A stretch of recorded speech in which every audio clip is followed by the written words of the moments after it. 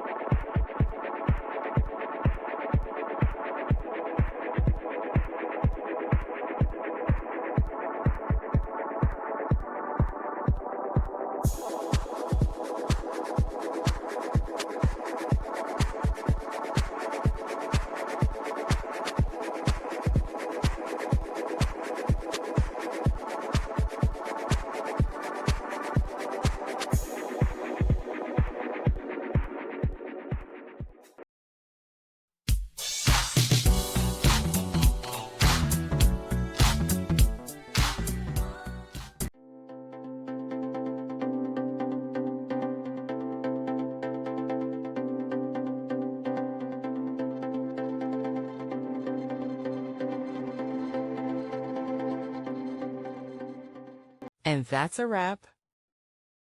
I hope you found the answer you were looking for. If you did, take a second to hit that subscribe button. It really helps out. And let me know in the comments which solution worked best for you. See you next time in the debug zone.